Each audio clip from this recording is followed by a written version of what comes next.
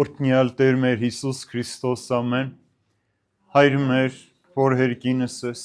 Սուրբ Եկեցիանուն քո Եկեցե արքայություն քո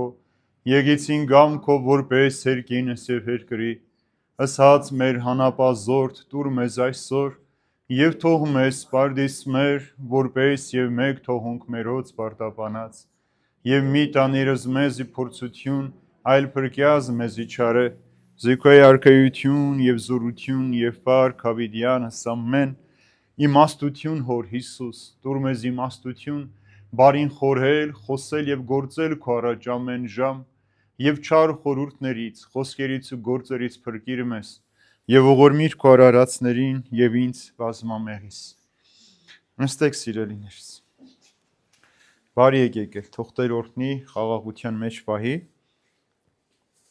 մեր քրիստոնեական կյանքի մեջ ինչքան որ մենք առաջ շարժվենք, այնքան փորձություններ, դժվարություններ պիտի հանդիպեն մեր կյանքի մեջ, որովհետև ամբողջ Սուրբ Երկրը, որ մենք ծայրիսեր կարդում ենք, տեսնում ենք, որ ինչպես նաև Պողոս Արաքյալն ասում, ովքեր ուզում են աստվածապաշտությամբ ապրեն, թող իրենց անձերը փորձության պատրաստվեն։ Եվ բոլոր քրիստոնյաները իրենց ամբողջ կյանքի ընթացքում միշտ թե տեսանելի, թե անտեսանելի փորձությունների ենթարկվում են, բայց շատ կարևոր է այդ ամեն ինչի մեջ համբերատար մնալ, սպասել եւ հույս ան, կարևորը չկորցնել, որպեսզի հաղթանակած դուրս գալ։ Մենք անցյալ անգամ արդեն անցյալ դասից սկսեցինք երրորդ գլուխը նամակի, երկրորդ նամակի, առաջին 4 համաները սերտեցինք, այսօր պիտի շարունակենք 5-ից 9 համաները պիտի սերտենք։ Մենք անցյալ օրը խոսեցինք 18 մեղքերի մասին, այսօր պիտի շարունակենք, տեսնենք թե այդ մեղքերը ունեցող մարդիկ նաեւ ինչպես են աստվածապաշտության կերպարանք իրենց վրա պահում, բայց իրականում իրենք Աստծո զորությունից շատ հեռու են, ինչպես են կեղծավորություն անում եւ այստեղ Պողոս Արաքյալն ասում է, որ դրանք դատարկ մարդիկ են, հոտած, նեխած մարդիկ են, ճշմարտության հակառակ են եւ հոգի չունեցող մարդիկ են եւ ինչպես են իրենք նաեւ չարի բաժին դառնում, որովհետեւ գիտեք, որ սատանան էլ շատ հաճախ հենց մարդկանց աստվածաշունչով է մոտենում, Սուրբ գրքի մեջբերումներով է մոտենում, որպեսզի մարդկանց գայթակղության պատճառ դառնա։ Տեսնենք ինչ ունի այսօր ասելու մեզ Պողոս Արաքյալը 5-րդ համարը։ Մարդիկ, որ ունեն աստվածապաշտության կերպարանք, սակայն ուրացել են նրա զորությունը, նախ խորշիր նրանցից։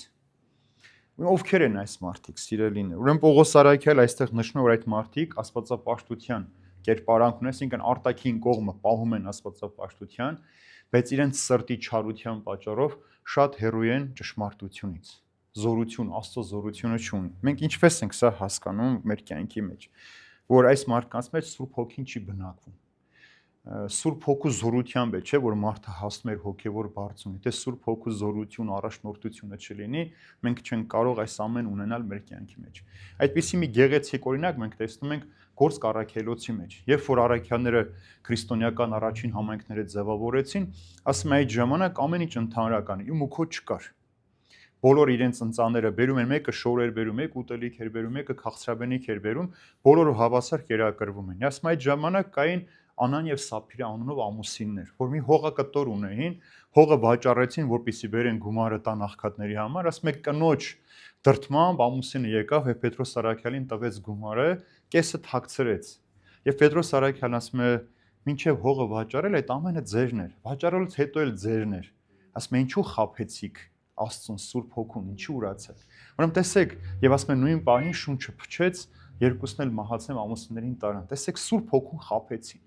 Մենք ում կարող ենք խաբել։ Բոլոր մարդկանց, նաև ինքներս մեզ երբեմն կարող ենք համոզել խաբել, որ մենք արդար ենք, սուրբ ենք, այսպես ենք, այնպես ենք, բայց մենք չենք կարող Սուրբ Հոգուն խաբել, որտեղ Սուրբ Հոգու ներգործությամբ, Սուրբ Հոգու զորությամբ է, որ մենք կարող ենք ճշմարտության մեջ հարատևել։ Սրա համար նրանք, ովքեր հոգևոր զորություն չունեն,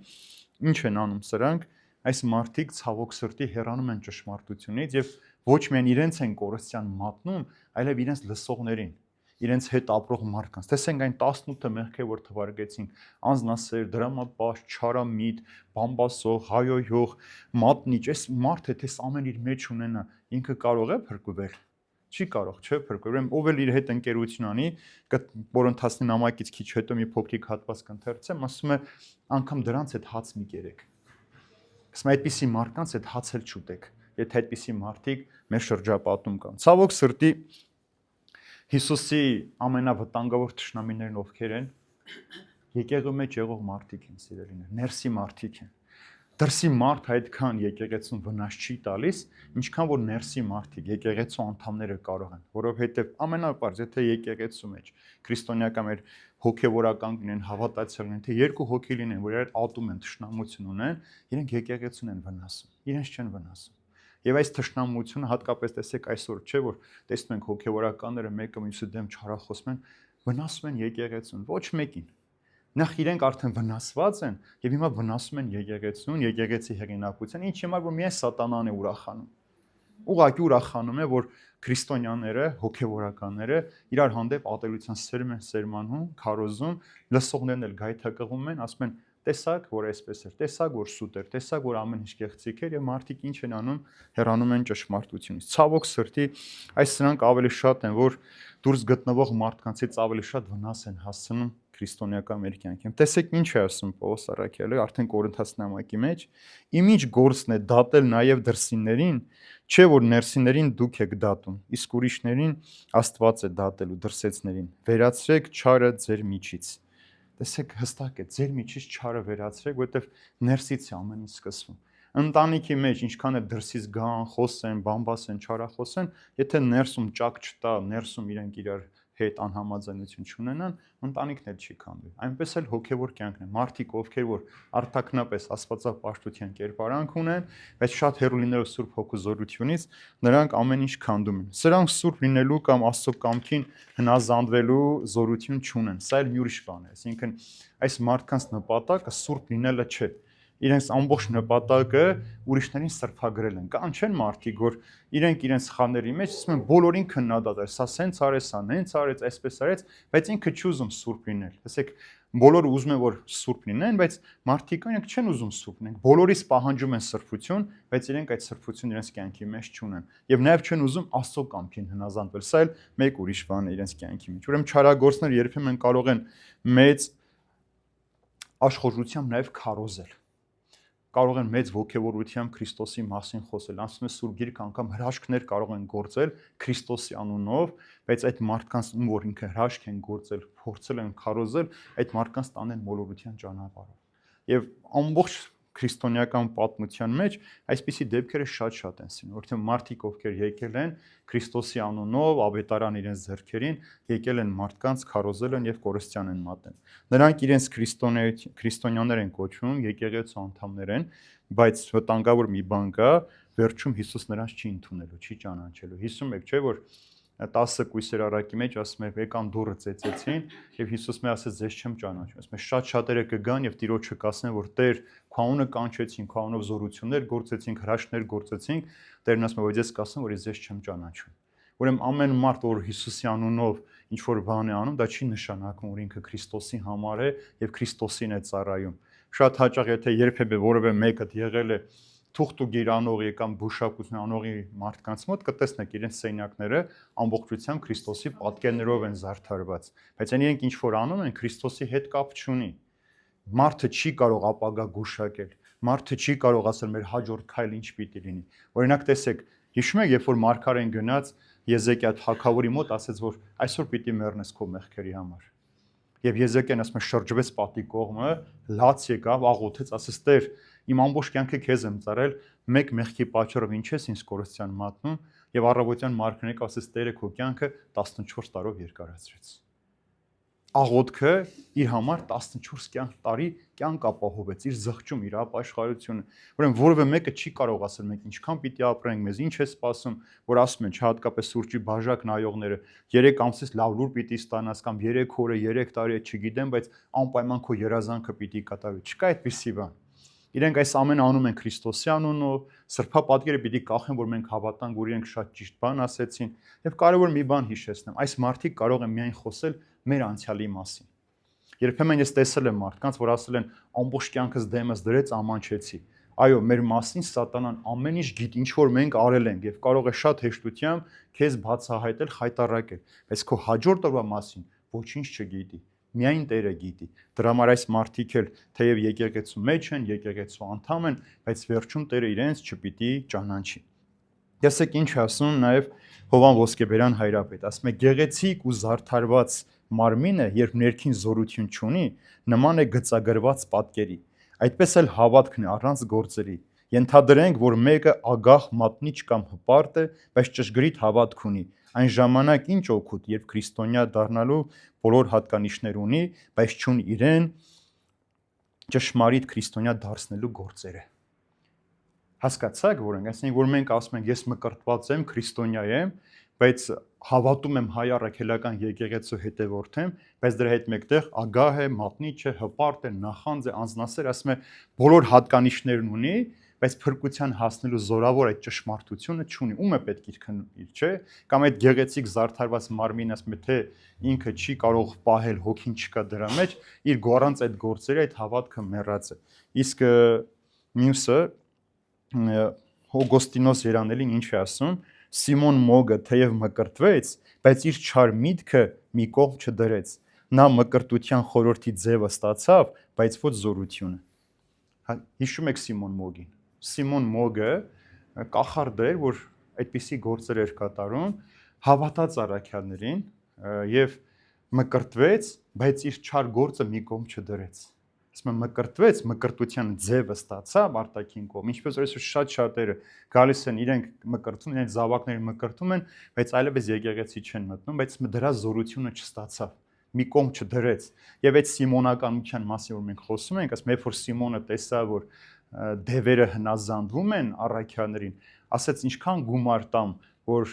ինձ էլ հնազանդվեն, փորձեց այսինքն թե ինքը մկրտվեց քրիստոնյա դարձավ, բայց ուզեց կեղծիքով, փողով, փողի միջոցով Աստծո շնորհ ստանա։ Դրա համար երբ որ մեկը կեղծիքով ինչ որ բան ստանում, ասում ենք սիմոնականությամբ մի զբաղվիր։ Եվ երբ որ ինքը փորձում է արդեն առանց առաքյաների դևին հանել, ասում է Հիսուսին ճանաչում եմ, Պողոսին ճանաչում եմ, դու ով ես, եւ հարձակվում է վրան, սպանում է Սիմոն Մոգին։ Ուրեմն այս էլ շատ հաճախ մենք մարդիկս, երբ որ մենք արտաքին կողմն ենք պահում, ինչպես ես միշտ ասում եմ, մենք մշակույթային կամ իրակնույր քրիստոնյա ենք, մենք այդ զորությունը երբեք չենք ունենալու։ Դու պիտի ամենօրյա քրիստոնյա լինես եւ ամեն օր Քրիստոս քո կյանքի մեջ պիտի ապրի։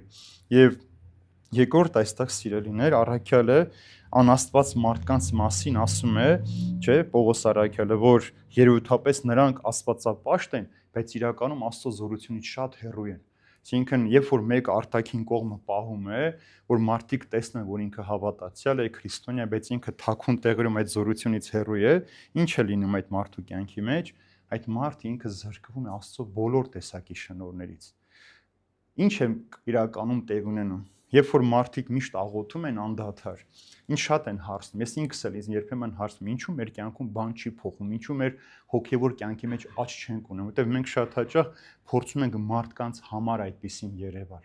Մարդիկ տեսնեն, որ մենք խոնարհ ենք, սիրալիր ենք, հյուրասեր ենք, համբերատար ենք, ողորմած ենք, բայց այդ ամենը մեզ դուր չի գալիս իրականում։ Մենք փորձել ենք մարդկանց ցանկությունները կատարել կամ մարդկանց համար այդպեսին երևալ։ Բայց երբ որ վերադառնում ենք, միայնակ ենք մնում, առանձնության մեջ ենք մնում, մենք զգում ենք, որ այդ զորությունը իրականում մեր մեջ չկա։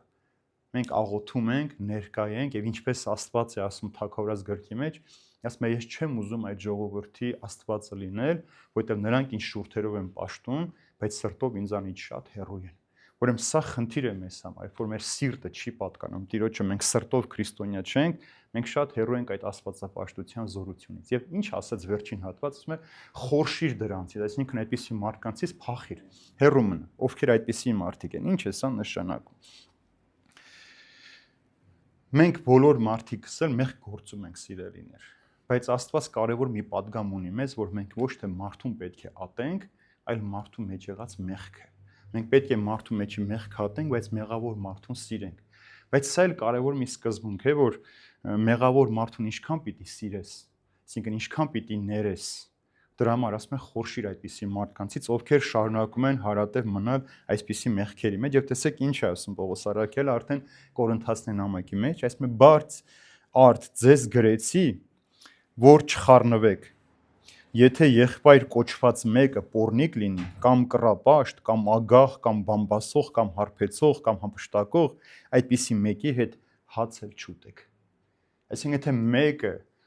մեղավոր է, դու իր հետ խոսում ես, ինչպես Հիսուս ինքն է ասում, երբ որ քո եղբորը տեսար մեղք գործելուց, կանչիր հետ առանձին խոսիր։ Եթե քեզ չլսի, երկուսով խոսեք, եթե ձեզ էլ չլսի, երեքով ամբողջ եկեղեցու մեջ խոսեք, եթե նորից չլսում, թողեք այդ մարդուն։ Հիմա այս օրինակով էլ ասում եմ, մենք մարդու մեջի մեղքը չենք սիրում։ Ոչ թե պիտի ասես զզվում այս մարդուց, այլ պիտի ասես մարդու կեղծավորությունից, ագահությունից, իր հափշտակով, այսինքն մեղքը, որի այդ մարդու մեջ չենք սիրում։ Բայց եթե այսպիսի մարդ կա, որ շարունակում է եկեղեցու մեջ լինելու այսպիսի գործեր կատարել, հատկապես բամբասանքով, չարախոսությամբ զբաղվել, ասում եմ, անգամ դրանց հետ հացել մի կերպ։ Տեսեք, ինչ խիստ պատգամ է, բայց որպեսզի ինչ լինի, որ մենք էլ չխառնակվենք, որպեսզի մենք էլ իրենցից չվարակվենք, մենք էլ այդ կեղծավորության մեջ չընկնենք, որովհետև ում հետ որ ընկերություն ես անում, այդ ընկերության ճանապարհով էլ դու կարող ես գնալ ու դու էլ դառնալ այդպեսին։ Դրա համար ասում ես զգուշ եղեք փարիսեցիների թթխմորից։ Հիշում եք թթխմորը որն է։ Դնում ես, այսինքն կեղծավորություն, այսինքն երբ որ թթխմորը դնում ես ալուրի մեջ, որոշակի ժամանակ հետո ամբողջ ալյուրը դառնում է խմոր, չէ՞։ Այնպես է որ կեղծավորությունը թթխմորը դնես մարդու մեջ, կարճ ժամանակ հետո դու էլ ընտանիքդ էլ կարող ես այդպեսին լինել։ Արտաքինից ցույց տալ, որ մենք աստվածապաշտ ենք, հավատում ենք, եկեղեցի ենք գնում, բայց իրականում այդ զորությունը մեր մեջ չպիտի լինի։ 6-րդ համարը քանզի նրանց մեջ կան այնպիսիք, որ մտնում են տնից տուն եւ գերում են մեղքերով ծանրաբեռնված կանանց, որոնք տարված են պես ցանկություններով։ Ուրեմն տեսեք, այստեղ ինչ հետարքիր բան կա, որ այսինքն նաև այն մարդիկ, ովքեր որ կեղծ քրիստոնյաներ են, կեղծ ուսուցիչներ են հատկապես, սրանք էլ սիրում են գնալ տնետուն մտնել։ Այսօր մենք որ ինչ ենք տեսնում, Եհովայի վկաները, չէ՞, միշտ գալիս են դռները ծեծում են, ճշմարտություն են բերում, նրանք ովքեր տանը նստած են, Սուրբ Գիրք չեն կարդացել, ճշմարտությունը չգիտեն, խաբվում են, չէ՞, տարվում են, ասում են, տեսեք, ասում են, այստեղ որ ասում են լծված են տարբեր ցանկություններով, բուն բառի մեջ ասում են տկարամիտ են։ Այսինքն տկարություն են հասկացողության եւ ցավոք սրտի այսօր արդեն շատ տղամարդիկ այդ գայթակղությունը տրվում են եւ ճշմարտությունից հեռանում են։ Ինչ է սա նշանակում։ Ինչ են հատկապես կանանց խաբում։ Ինչու է այստեղ Պողոս Արաքյալը կանանց մասին խոսում։ Որpիսի մենք հասկանանք ինչու են կանանց մասին խոսում, պիտի վերադառնանք Պողոս Արաքյալի ժամանակներ։ Պողոս Արաքյալի ժամանակներում կանանց արգելված էր տանից դուրս գալ, գիտեք, սիրելիներ։ Եթե մեծերը այստեղ իրենց ծնողներն կհիշեն, կանանց արգելված էր խանութ գնալ անգամ։ Իրենք իրավունք չունեին տանից դուրս գալու, մարդկանց մեջ քայլելու, շփվելու, ամեն բան անում էր տղամարդը։ Երկրորդ, կանայք նաև զրկված են կրթություն ստանալուց։ Օրինակ ասենք այսօր Թուրքիայում մոտավորապես 25 միլիոն կին զրկված է տարական կրթություն ստանալուց։ Եվ շատ երկրներ, որ մենք ասում ենք հետամնաց, հատկապես իսլամական աշխարհի մեջ, այդ հին սովորությունները պահված է։ Կինը պիտի նստի տանը, ճաշեփի, երեխա դաստիարակի, ոչ մի բան ինքը չպիտի անի։ Փողոց դուրս գալու, մարդկանց ձեռքով բարևելու նույնիսկ իրավունք չունեն։ Գիտեք, Աղվանստանում, Պակիստանում ավելի խիստ այդ իսլամական երկրներում նույնիսկ դեմքը փակած է, միայն ամուսինը իրավունք ունի տեսնել։ Կինը պիտի մտնի տուն, նոր այդ շոր իր վրայից հանի։ Ուրեմն այս պարագայում այս մարդիկ, ուրեմն տղամարդկանց պես հասու չէին Սուրբ Գրքի ճշմարտությանը։ Եվ այն երկրներում, որտեղ որ կանանց թույլատրված էր, նրանք այսպիսի գայթակղությունների մեջ չէին ընկնում։ Երկրորդ, երբ որ Քրիստոս եկավ, սիրելիներ, ինչ արեց, կնոջ իրավունքը վերականգնեց, չէ՞, հիշում եք, նաև հрьяաների մեջ կինը արժեք չուներ։ Այս սեղանը, այսինքն ավելի կարևոր էր, քան կինը։ Դրա համար հիշում եք նաև հրաշքի ժամանակ, երբ որ ավետարանի ինչ է գրում, բոլորը կերանքը շտացան, չհաշված կանանց եւ երեխաներին։ Այսինքն 5000 հոգի կերակրվեցին, չհաշված կանայք, այսինքն իրանք էլ որ գումարում ես, մոտավորապես 10000 է, բայց ասում են 5000-ի կերակրումը։ Կանանց իրավունքներ չկար։ Կինը մերժված էր, տղամարդը երբ ուզեր կարող էր կնոջը դուրս անել, նույնիսկ ճաշ եթե վատ է բեր, կարող էր տանից դուրս սկսել, տղամարդը բաժանվել։ Դրա համար նաև հիշում եք, որ Հիսուսին են մոտենում, հարցնում են, օրինավոր է ամեն առիթով կնոջը ազատ արձակել։ Երբ որ Հիսուս եկավ, երկնքի թագավոր իջավ, կնոջ նախնական պատիվը վերադարձրեց, այսինքն կնոջ ազատությունը վերադարձեց։ Այսօր շատ հաճախ կանայք ավելի շատ են աշխատում, տղամարդիկ են տունը, երբեմն տղամարդիկ են այսպիսի սուտ, կեղծ քարոզների խոսքերը լսում, հատկապես այսօր հեռուստացույցով, համացանցով, TikTok-ի մեջ ինչ հիմարությունս լսում են ու սկսում են ճշմարտությունից կամաց հեռանալ։ Ուրեմն այս միջավայրում էր, սիրելիներ, որ կանանց այսպես գերում են այդ մարդիկ։ Ուրեմն Հիսուս որ բերեց այս ազատությունը, տվեց կանանց, բարոյական իրավունքները վերականգնեց, հիմա այս կեղծ քրիստոնյաները փորձեցին օգտվել այս մարդկանց ազատությունից արդեն։ Բա արի լսենք, մարդը ինչ է փնտրում ամեն օր։ Մենք ինչ ենք ամեն օր փնտրում։ Նորություն, չէ՞։ Նորություն ենք, չէ՞, նոր բան ենք փնտրում։ Դա լուրերի տեսքով կլինի, շորի նոր տեսականի կլինի, կոշիկի, ուտելի հեսի նոր բան ենք փնտրում։ Ուրեմն այս կեղծ մարդիկ գալիս մենք նոր բան ունենք ձեզ ասելու, նորություն ունենք։ Ես մի օր մի բողոքական հեղինակի գիրք էի կարդում, այնտեղ հետաքրքիր օրինակ ասում եմ մենք ոնց ենք անում, որպեսզի մարդկանց մեր կողմը գրավենք։ Ասում եմ, երբ որ մարդիկ ավանդական եկեղեցի են, ասում դա նման է, որ ենք, ասինքն իրենց տիրոջ կողմից միշտ հին ոսկոր են ուտում։ Մենք վերում ենք թարմը միս ենք գցում իրենց դեմը եւ այդ մարդկանց գրավում ենք մեր կողմը։ Նորություն։ Հիմա տեսեք, շատ հաճախ իրենք քարոզում են, ասում են, քահանաները ճշմարտությունը թաքցնում են, Սուրբ Գիրքը գաղտնիքներ ունի, որ միայն մենք գիտենք, դրա մասին խոսել ենք։ Հիշում եք, որ ասում են Պողոս առաքյալը մեզ հատուկ նամակ է գրել, մենք այդ ճշմարտությունը գիտենք, դուք շատ բանից տեղյակ չեք, եւ դրա համար Պողոս առաքյալը վերջում որ գրված է իմ ձեռքով, սա էլ իմ կնիքն է, որպեսզի մարդիկ իմանան, որ սա ինքն է գրել, ուրիշները չեն եկել իր անունից խոսել։ Ուրեմն այս ազատության մեջ էր, որ օգտագործեցին մարդկանց եւ քաշեցին իրենց կողմը։ Հիմա տեսեք, այս կանայք էլ ցանկություն ունեն, չէ՞, Սուրբ Գիրքը իմանալ։ Ադամը ասում է մեղքը Ադամինը, չէ՞, որտեվ Եվան հավատաց չարի խոսքին։ Ուրեմն ընտանիքի մեջ կնոջից նաև շատ բան է կախված, չէ՞, թե կինը մի բանի հավատաց, շատ դժվար է փոխել իր մեջ այդ բանը, չէ՞, եթե կինը ուզի տունը կքանդի, ուզի կկառուցի, չէ՞։ Ասում է լավ կինը Սողոմոնի ասում իր ամուսնու ունեցածը հավաքում է, շատացնում է, վատ կինը ամուսնու ունեցածը ամբողջությամբ ցիրուցան է անում։ Եվ հիմա տեսեք, այս մարդիկ էլ քանի որ ցանկություն են Սուրբ Գիրքը լսել եւ սովորել, սկսեցին լսել սուտ վարդապետություններ։ Հիմա շատ հաճախ մարդիկ, որ կյանքում Սուրբ Գիրք չեն կարդացել, ինչ որ մեկը կարդում է, մի հատ փոքրիկ նյութ է ձայնագրում, գցում է TikTok-ի մեջ, մեկ այդպես հազարավոր մարդիկ նայել են ու գրել են մեկնաբան։ Շատ ճիշտ է կաս, բայց այդ իրականում այդ մարդը խաբել է։ Այդպես չպիտի հասկանալ Սուրբ Գրքի այդ խոսքը։ Դրա համար նաև շարունակության մեջ ասում է կանայք միշտ պիտի սովորեն, բայց չեն կարող ճանաչել ճշմարտությունը։ Միշտ պիտի սովորեն, բայց չեն կարող։ Հիմա տեսնենք ինչու չեն կարող այդ մարդիկ։ Եվ տեսեք, այստեղ նաև ասում է, որ այդ մարդիկ ցանկություններով լցված են։ Հիմա տեսնենք 7-րդ համարի մեջ ինչ ասում. կանայք, որ միշտ ուսանում են, բայց երբեք չեն կարողանում հասնել ճշմարիտ գիտությանը, որովհետև նրանք լցված են տարատեսակ ցանկություններով եւ տկարամիտ են։ Ուրեմն այն ժամանակ կանայք շատ հեշտությամբ էին խաբվում։ Հիմա դրա համար իրենք միշտ չեն կարող հասնել ճշմարիտ գիտության։ Դրա համար նաև արգելված է եկեղեցու մեջ, որպեսզի կինը քարոզի։ Այո, կին իրավունք չունի եկեղեցու մեջ քարոզել, եւ սա է պատճառը, որ կին իրավունք չունի քահանայության աստիճան ստանալու, ինչ որ այսօր արդեն Եվրոպայում կամ բողոքական աշխարհի մեջ այդպես չէ, իրենք փոխում են։ Ուրեմն ցավոք սրտի նաև այսօր շատ տղամարդիկ են հեշտությամբ խաբվում, որովհետեւ երբ որ մեկը ճշմարտության աղբյուրից, Սուրբ Գրքից չի ճաշակել, չի խմել այդ ջուրը, ինքը շատ հեշտությամբ պիտի խաբվի։ Եվ ովքեր են այսօր խաբվում, ովքեր որ երբեք եկեղեցի չեն գնացել, չգիտեն պատարագի խորհուրդն ինչ է, խոսքը չեն լսել, ով գալիս է ինչ ասում է, հավատում։ Ինչ շատ հաճախ մարդիկ ասում են, բայց Տեր հեր, իրենք էլ նույն Աստվածաշնչով են խոսում։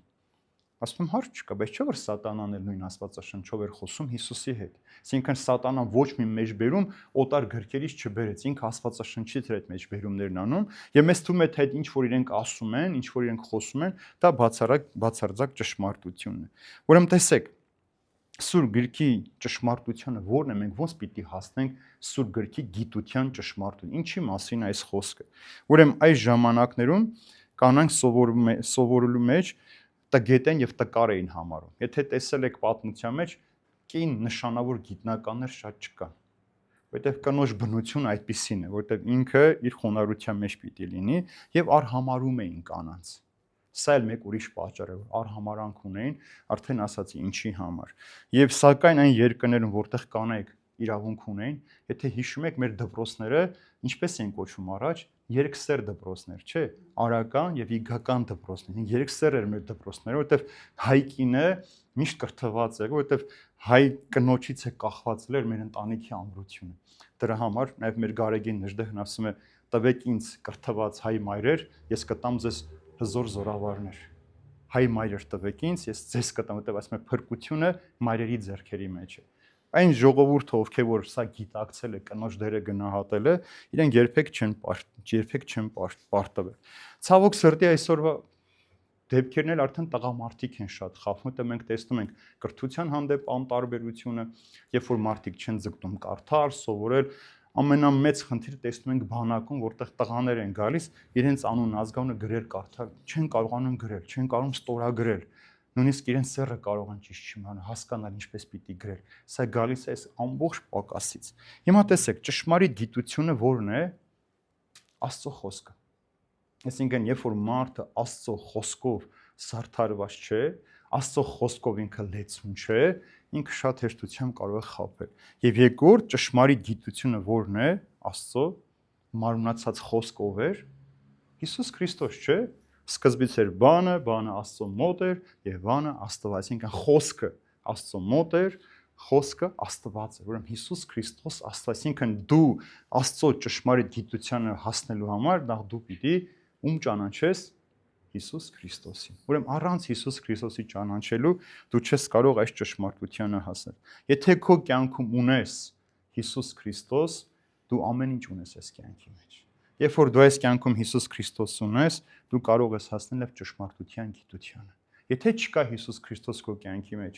ինչքան էլ որ կարդաս, ինչքան էլ որ գիտական աստիճան ու կոչում ունենաս, երբեք չես հասնելու ճշմարտությանը։ Եթե նայեք նշանավոր գիտնականների կյանք, ովքեր որ չեն հավատացել Քրիստոսին, իրենք կամ ինքնասպան են եղել, կամ միայնության դժբախտության մեջ մահացել են։ Չեն ունեցել մենք, որովհետև հասել են ինչ-որ միտեղ, մարդկային փառքով սնվել են, կերակրվել են, հետո հասկացնում են այս ամեն իրենց խաղաղություն չի բերում, իրենց փրկություն, հանգստություն չի բերում սիրելիներ։ Դրա համար ինչ է ասում արդեն Տիմոթեոսի առաջին նամակի մեջ, Աստված ինչ է կամենում, որ բոլոր մարդիկ փրկվեն եւ հասնեն ճշմարտության գիտությանը։ Աստված սա է կամենում, որ բոլոր մարդիկ փրկվեն եւ հասնեն Քրիստոսի ճանաչողությանը, սիրելիներ։ Դրա համար, այսինքն, որ մարդը ինքը նաև տարատեսակ ցանկություններ ունի, ինքը տկարամիտ է, շատ հեշտությամբ կարող է խաբվել։ Այսօր մարդկանց շատ հեշտ է խաբել։ Բոլոր մարդկանց, նույնիսկ հավատացյալ մարդկանց էլ շատ հեշտությամբ կարող ես խաբել։ Ինչպես։ Ինչպես մարդը խաբվում այսօր։ Միայն խոսքով, նաև այսօր տեսողական ենք, չէ՞, մենք խաբվում։ Մեզ ինչ որ ներկայացնում են, ինչ որ մեզ ցույց են տալիս, մենք հավատում ենք։ Եվ քանի որ մենք ճշմարիտ գիտությունը չունենք քննելու մեր դիմացի մարդուն հասկանալու, ճանաչելու համար, մենք շատ հեշտությամբ կարող ենք խաբել։ Նույնիսկ մեր ամենամտերիմ մարդը կարող է մեզ խաբել, սիրելիներ։ Եվ երբ որ մարդն ինքը ցանկություններով լցված է տարատեսակ, ինքը նոր բան է փնտրում այս աշխարհի մեջ։ Նոր բան, ես այդ նորը միշտ չէ որ գեղեցիկ է, գեղեցիկն էլ միշտ չէ որ նոր է, այսինքն մեր կյանքի մեջ։ Սա պետք է հասկանա մարդը ինքը։ Դրա համար սատանան, ինչպես Ղուկասի ավետարանի մեջ ենք տեսնում, ասում է, երբ որ Հիսուսին պարտվեց, ասում է որոշակի ժամանակով հեռացավ, կարճ ժամանակով գնաց նոր բան փնտրելու, նոր գայթակղություններ հորինելու, վերել լցնելու մեր կյանքի մեջ։ Եվ այսօր ամենագլխավորը ինչ է անում սատանան մարդուն, մեր ժամանակն է գողանում, չէ՞։ Ոնց որ Եփեսոց նամակի մեջ ասում առաքյալը ժամանակը չար է, օգտագործեք։ Մեր ժամանակն է գողանում։ Եվ հատկապես երիտասարդության մեջ, երեխաների մեջ մենք փոքր ժամանակից որպեսզի երեխան չլացի, ինչ ենք անում։ Հեռախոս տալիս ենք ձեռը, ասում ենք նայի, մենակ սուս մնա։ Մենք նախ երեխային մեզանից ենք կտրում, հետո իրեն վարժեցնում ենք այդ չարիքի ձեռքը, որպեսզի առանց դրա չափ։ Հետո մեծանում է, ել իր կյանքը առանց այդ հեռախոսի համակարգչային խաղերի չի պատկերացնում։ Եվ այս ճանապարհով դու հեռանում ես ճշմարիտ, երբ որ արդեն դու այդ ամեն ինչի մեջ մտնում ես, քո միտքը տկարանում է, հոգնեցնում է։ Եթե ուշադիր նայեք մեր երիտասարդների շատերի դեմքերին, իրենք շատ հոգնած, հյուծված տեսք ունեն իրենք, որովհետև արդեն հոգնում են, գործ չեն ուզում անեն, անդադ ուզում են քնել, դպրոց գնալուց դասերը չեն ուզում սովորել, ալարկոտությամբ, հոգնած են իրենք։ Եվ այս է իր հաղթանակն է։ Երբ որ մարդը չի ուզում հասնել այդ ճշմարիտ գիտությանը, ձգտում էլ չունի, արդեն ինքը շատ դժվարությամբ է։ Եվ ոնց որ երկաթը չէ, որ ժանգոտում է, ինչ ենք անում, երկար ժամանակ մենք շուշաթղթում ենք, նյութեր ենք մաքրենք, որպեսզի նախնական տեսքը ստանանք, այնպես էլ այս ցանկությունը մեզ այնքան են տկարացնում, այնքան են ծածկում այդ մեղքի տիրումով, որ երկար ժամանակ պետք է դու արդեն ձգտես, համբերատար պայքարես, որպեսզի հասնես այս ճշմարտության գիտությանը։ Եվ նաև երկրորդը, որ մեզ ինչ է սովորեցնում աշխարհը, որ քեզ ամեն ինչ կարելի է, դու մեղքեր չունես, ով է ասել որ մեղք է, շատ հաճախ մարդիկ ասում են Տեր ջան, դրանք այն ժամանակվա բաներ են, հիմա այդպես չէ կյանք, հիմա չես կարող այդպես ապրել, հերիք է մարդկանց տկարամիտ դարձնեք, հերիք է մարդկանց տրկության հոգի դնեք մեջը, այսպիսի մարդիկ էլ կան մեր կյանքի մեջ, որ այս տկարությունները հանդերձ հրաժարվում են այս գիրքը կարդալուց, վախենում են այս խոսքը լսել, հասկանալ, լուսավորվել, որպեսզի այս աշխարհի մեջ ովքեր որ սուտը գա մեր տունը, մեր դուռը թակի, մենք հրաժարվենք իրենից, այլ չասենք բարով է եկել, հավատանք այդ ստին եւ այդ սուտն էլ մեզ կործանման պատճառ դարձնի։ 8-րդ համարը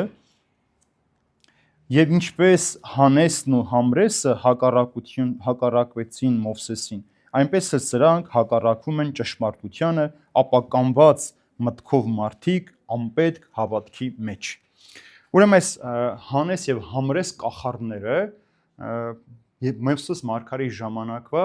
Փարավոնի կախարդներն են։ Հիշում եք, երբ որ Մովսեսը եկավ Փարավոնի մոտ, ասաց, որ պետք է Աստծո ժողովրդին ազատ արձակես, եւ երբ որ սիրտը կարծրացած էր, հրաշքներ գործեց, չէ՞։ Մովսես իր գավազանը գցեց գետնի վրա, օծ դարձավ, ասում է Փարավոնը կաչեց իր երկի կախարդներին, սրանք էլ եկան իրենց գավազանները գցեցին, օծ դարձան, բայց Մովսեսի օծը կուլ տվեց դրանց։ Մովսեսը գավազանով հարվածեց գետին, արյուն դարձավ, իրենք էլ հարվածեցին, արյուն դարձավ։ Հիմա այսինքն այս Հանեսն ու Հերմես ասում է հակառակվեցին Մովսեսին։ Սրանք էլ հակառակվում են ճշմարտության գիտության, այսինքն այսօր պայքարում են այդպիսի մարդիկ, այս ժամանակվա փարավոնները, մոգերն ու կախարդներն փորձում են հակառակվել Հիսուս Քրիստոսին եւ ճշմարտության խոսքին։ Եվ ինչպես որ սրանք տապալվեցին, սրանց կեղծիքը կարճ ժամանակ տևեց, նույնն էլ այսօր պիտի լինի։ Հիմա տեսեք, այս սուրբ ու կեղծ մարդիկ շատ հաճախ կարող են արագ հաջողության հասնել։ Չէ, կան մարդիկ, որ միանգամից կամ որոշում են երբեմն նույնիսկ մարդիկ իրենց հռչակում են մարգարեներ, առաքյալներ, այսօր աշխարհում շատ Հիսուսներ կան։ Անկեղծ տարբեր երկրներում, օրինակ Ավստրալիայում մի տղամարդ կա, որ նաև արտաքնապես իր մազերը, իր մորոքը շատ նման է Հիսուսին, 50,000-ի չափ հետևորդ ունի, իր առաքյալներն ունի, եւ մարդկանց հրավիրում է, ես եմ Հիսուսը, պիտի գաք ինձանով փրկվեք։ Մարդիկ կան, որ գալիս ասում են, ես եմ մարգարեն, կամ այս գիշեր Աստված ինձ այսպիսի մի նշան ցույց տվեց եւ արդեն դուք ինձ պիտի հավատաք։ Եթե ինձ մոտ չգաք, օրինակ Մունի աղանդը կա, ինքը կորեական աղանդ է, օրինակ այս Մունը ինչ է անում, սրվակով ինչ որ բան է տալիս, եթե դուք սա չխմեք, դուք օրհնված չեք լինի։ Կամ Հայաստանում էլ կան դրան հետևորդներ, ցավոք սրտի, եւ ինչ է ուզում, նորապսակներին ինչ է ասում, ասում է, եթե ուզում եք, որ դուք օրհնված եւ երջանիկ զույգ լինեք, ընտանիք լինեք, առաջին գիշեր ես պիտի կենակցեմ քո կնոջ հետ։ Հա, կա այդպիսի բաներ կան, ժողովուրդ ջան, մի զարմացեք։ Ուրեմն Պողոս առաքյալ այստեղ ուզում է ցույց տալ, որ այն ժամանակ Մովսես մարգարեն, որ Աստծո զորությամբ էր գործում, այդ կախարդները փորձեցին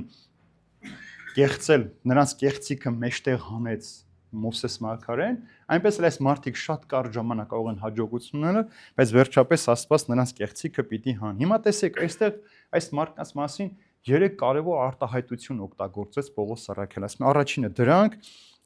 ինչ են, ապականված մտքով մարդիկ են։ Ապականված, ինչ ասել ապականված։ Նեխած, հոտած մարդիկ են այսինքն։ Հիմա տեսեք, երբ որ մի հատ տարայի մեջ ինչ որ բան նեղում ենք, բացում ենք, ինչ է լինում։ Սարսափելի է, չէ՞։ Ուրեմն այդպես էլ միտքն է, երբ որ նեխած միտք ունի մարդը, հոտած միտք ունի, իր բերանը երբ որ բացում է, այդ խոսքից արդեն չարության, ատելության, ամեն տեսակ չարխոս դուրս է գալիս, դու սարսափում ես։ Ուրեմն այս մարդիկ այս մտադրությամբ են մոտենում Աստծուն, եւ քանի որ նրանց ուսուցումները արդեն չարից են սատանայից, նշանակում է իրենց հոտած կյանք են բերում մեր կյանքի մեջ։ Եթե տեսել եք որոշակի քրիստոնեական կրոնական խմբակների մարդկանց, տեսել եք sense տխուր, վախվորած, խեղճացած, sense ստրկացած իրենց առաջնորդների ձեռքերում, որովհետև ինչ որ իրենք ասում են, բառացիորեն պիտի կատարես, թե ոչ, ուրեմն դժբախտ ես։ Եթե մեր մոտից գնացիր, դու վերջ, արդեն դժոխք ես գնալու, դու փրկություն ես, եւ այսպես մարդկանց խափելով, իրենց ենթարկացնելով, նույնիսկ հակ ու կապ իրենք են որոշում ինչպես պիտի հագնես, այդ մարդկանց ապականված մտքերով ստրկացնում են եւ սատանայի գործիք են դարձնում։ Երկրորդ ասում է, սրանք անպետք են հավատքի մեջ։ Անպետք են, այսինքն պիտանի ոչ մի բան չկա այս մարդկանց մեջ, այսինքն սնանկ են, դատարկ, փուչ։ Այսինքն գեղեցիկ կարող են խոսել, կան չէ մարդիկ, որ ճարտասան այնպես են համոզում, ասում են, անես լեզունի օծնել իր բնից կհանի։ Այսինքն այս մարդ այնպեսի լեզու կարող ունենալ, որ քեզ համոզել, որ դու գիտես, որ սա ճշմարտությունն է, բայց երբ որ իրեն լսում ես, մի պատ սկսում ես կասկածել։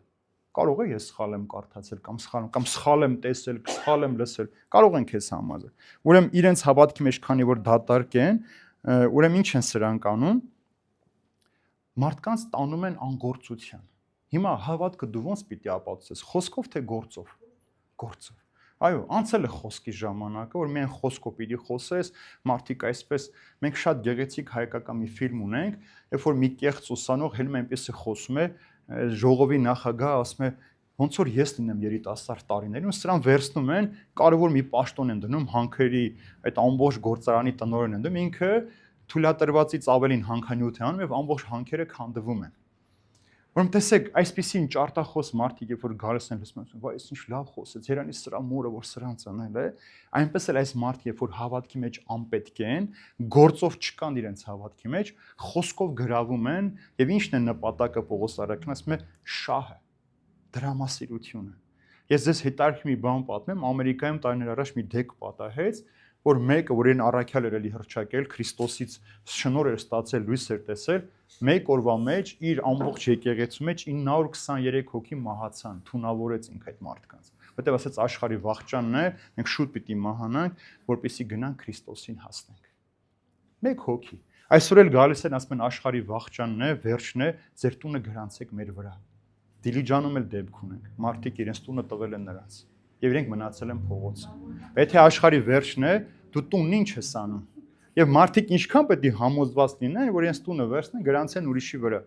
Պատկերացնում եք, ուրեմն անպետք են հավատքի մեջ, եւ ցավոք սրտի այս մարդիկ հավատում են դրանց։ Եվ երրորդ ասում է ճշմարտության հակառակորդներն են։ Ուրեմն տեսեք, ոչ միայն ճշմարտությունը չեն ընդունում, չեն սրում, այլև հակառակվում են ճշմարտությանը։ Այսինքն ամեն բան ուզում են ապացուցել, որ իրենք ճիշտ են։ Մեր մեջ կան, չէ՞ մարդիկ, որ երբ որ դու մի բան խոսես, ինքը ասում է, չէ, այդպես չի, սենց է եղել։ Ինքը չի եղել այնտեղ, չի տեսել, ինչ որտեղից լսել է, բայց քեզ ուզում են համոզել, որ դու այնտեղից ես գալիս, մենք ինչ ենք ասում, ես եմ վանքից գալիս, դու ես ասում Տեր ողորմյա։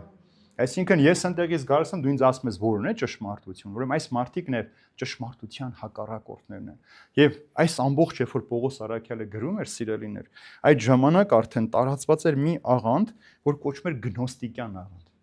Ուրեմն այս գնոստիկները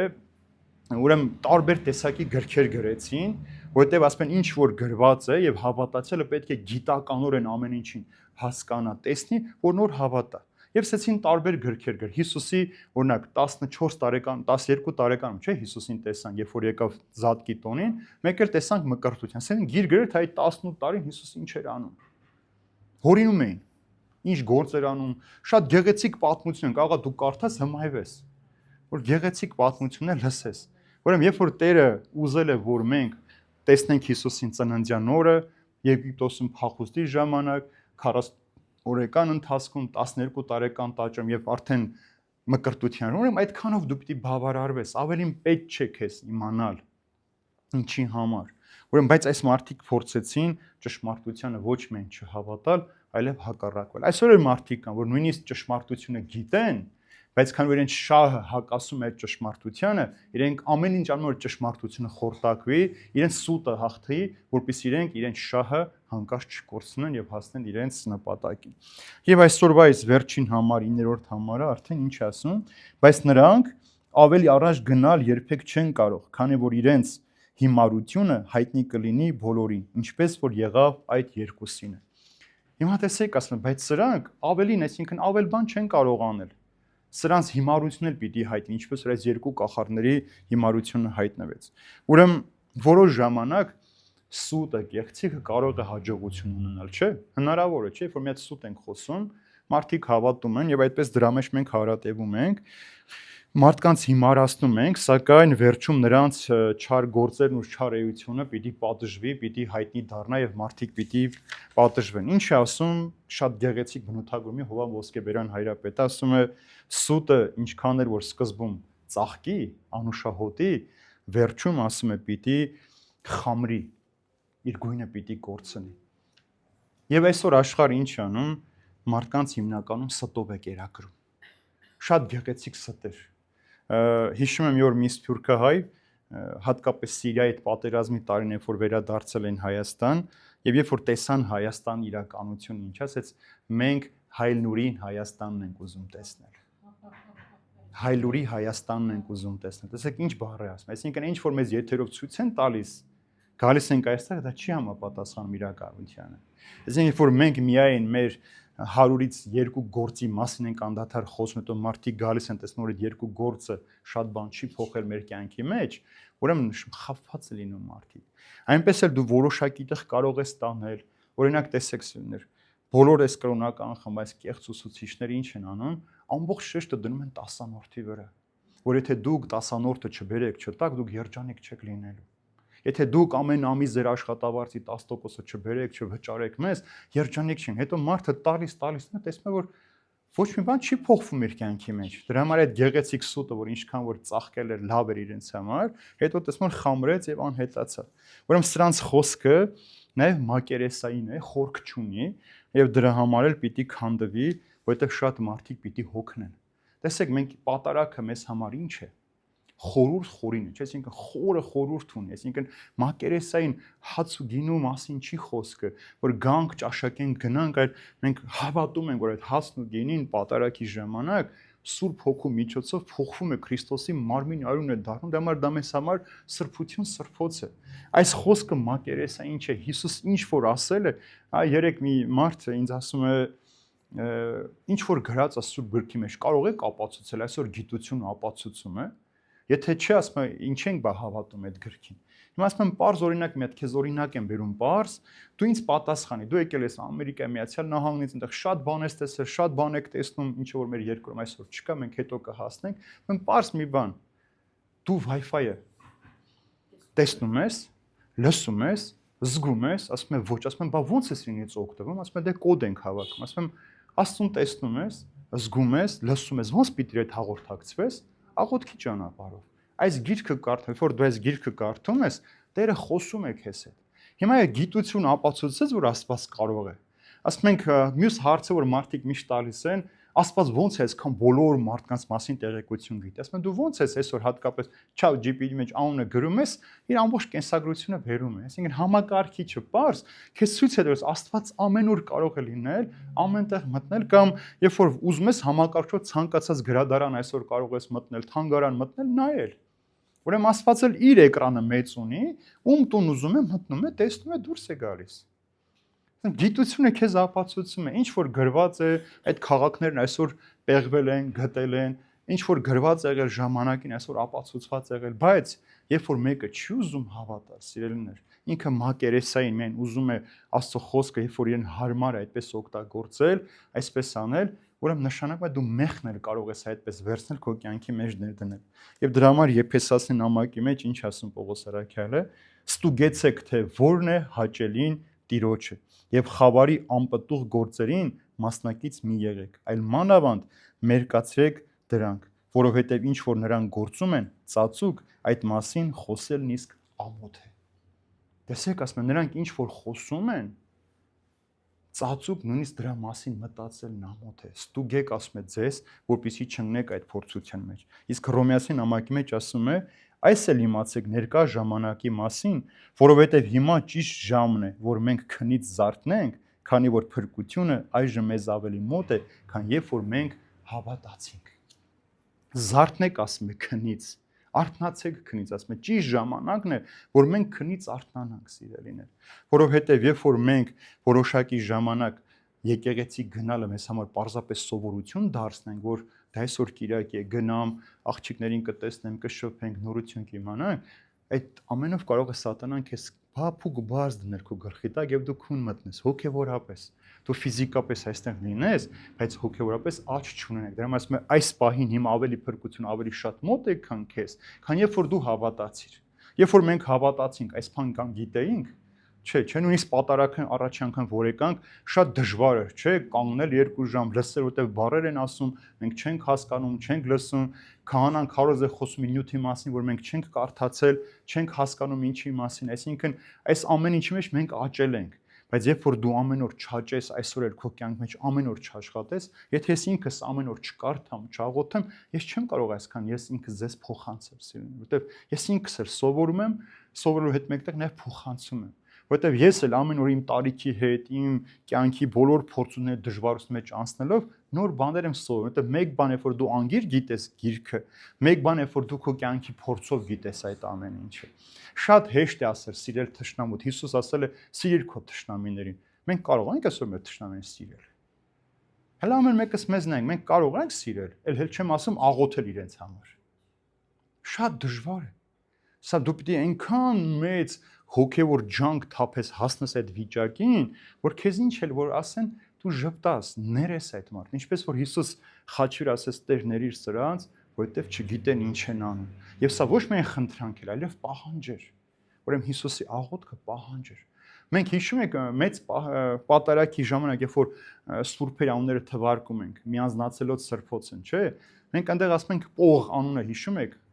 Պող ասում ենք, Պողա Մակարը, Պող։ Ուրեմն Պողը ինքը քրիստոնեական աշխարհի մեջ հայտնի որպես Պող Պարզամիտ։ Ինքը պարզ վանական էր։ Միայնակ ապրում էր անապատներում, անմարդաբնակ վայրերում, բայց ինքը այնպես էր հաներ հասել, գալիս էր կանգնում էր մի քարի վրա օրինակ, ասում էր Տեր Աստված, մինչև տիկին Ժենի այդ ձեռքը չլավան, այս քարից չեմ իջնելու։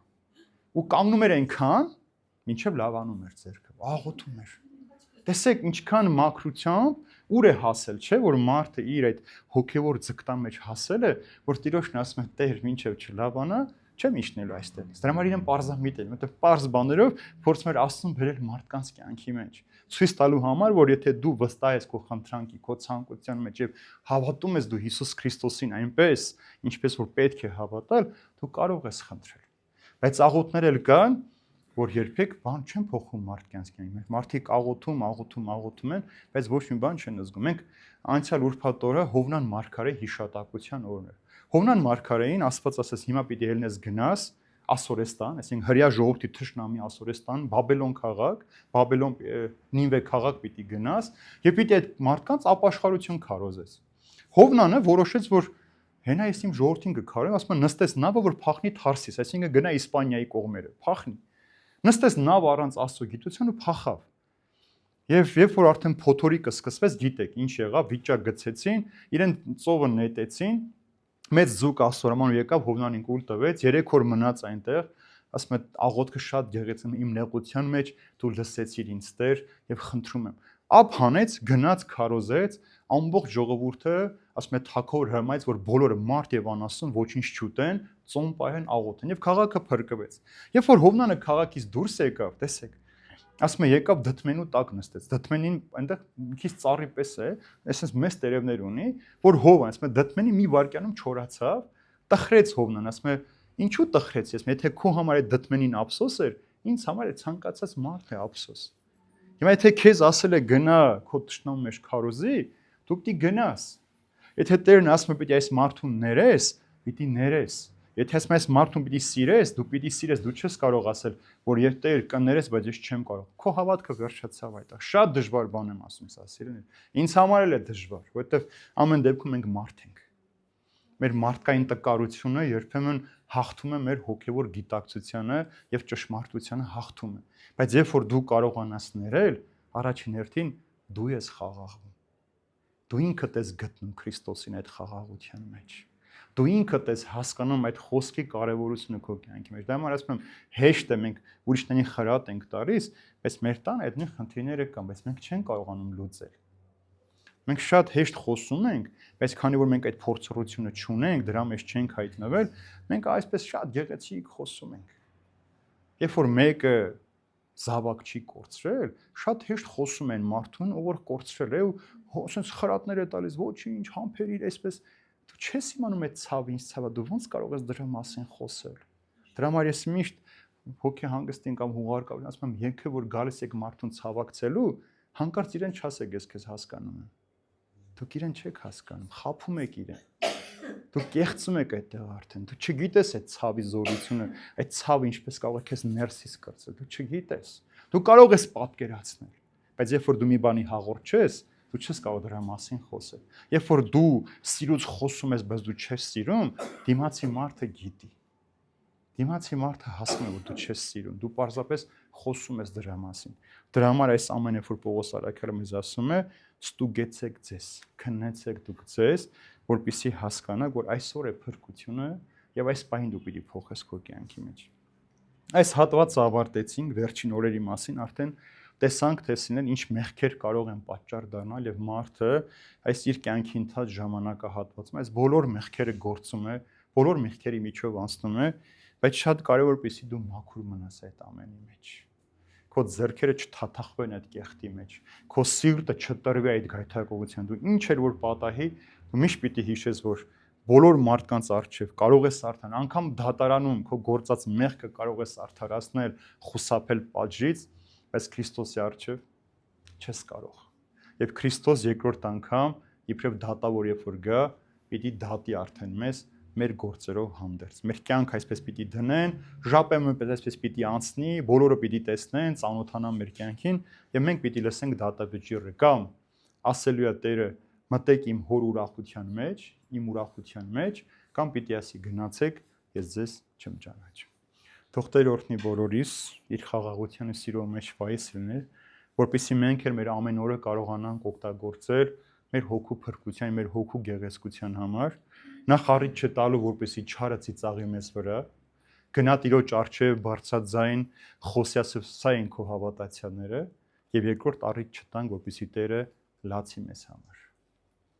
Տխրի, որ մենք այդպիսի քրիստոնյաներ ենք, իր անունը օգտագործում ենք մեր մեղքերը շատացնելու եւ մարդկանց ճշմարտությունից հեռացնելու համար։ Աստված պահապան բոլորիս սիրելիներ։